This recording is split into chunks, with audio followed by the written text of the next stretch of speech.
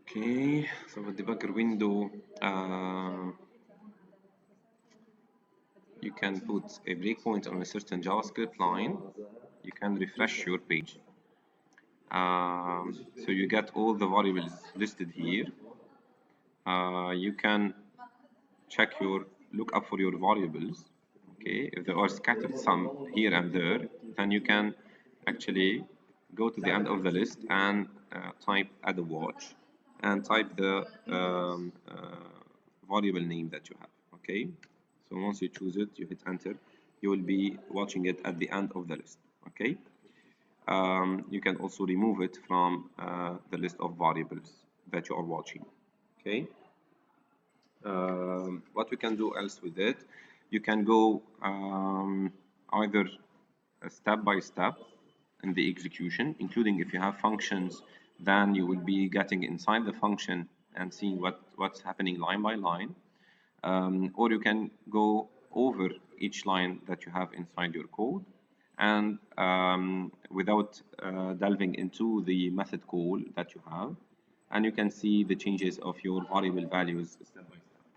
So for instance, I'm going to use the step over. The shortcut is F10, the keyboard shortcut. So I'm going to hit F10.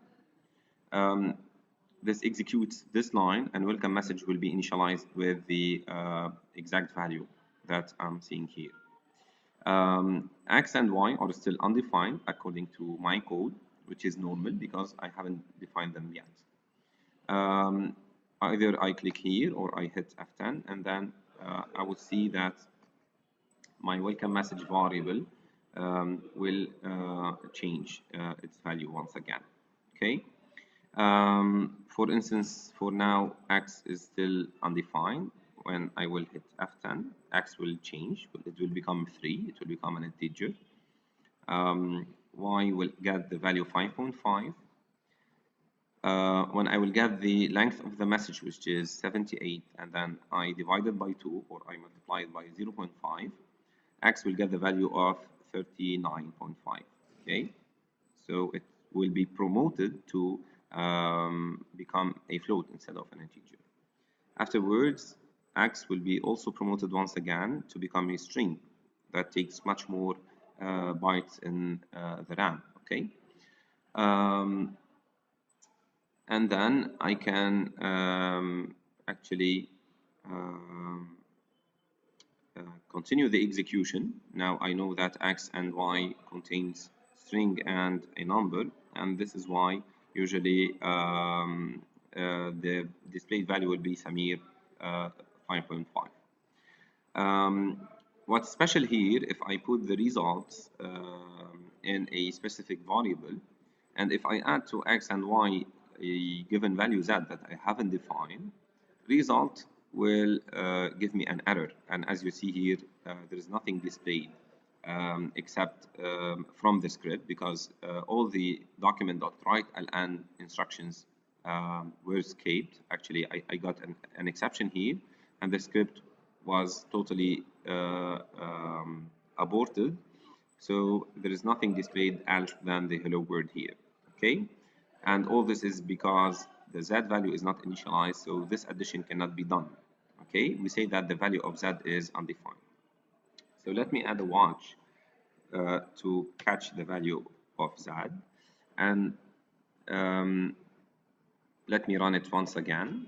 Okay, so when I refresh my page, you will see that in my watch variables that Z is undefined. Okay, even if I launch the code completely till the end, or like I'm gonna go through it step by step till getting to the results. Okay, so let me hit F10 several times. So I will see that X will be initialized and Y, then X will change its value twice. However, I will reach the result line without initializing Z. This is why I will get an error. Okay, and this error actually is displayed here in the console with this error icon, and the number of errors is 1.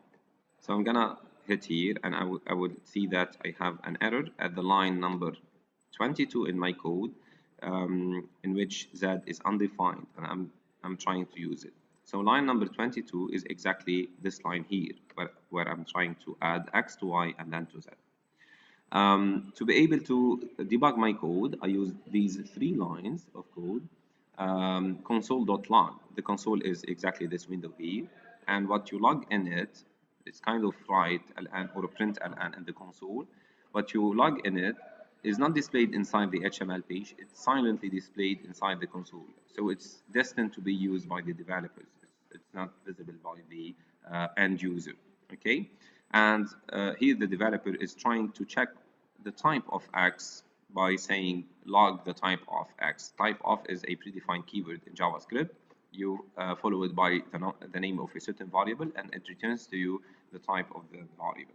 So I'm logging the type of X, the type of Y, type of Z, okay? And then I'm gonna run my code once again.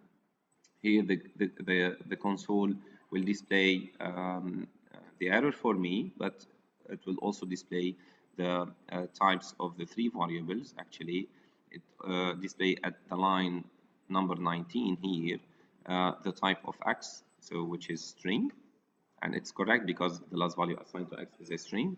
Then I display the value of Y, which is a number, and the type of Y, which is a number, and it happens that the type of Z is undefined.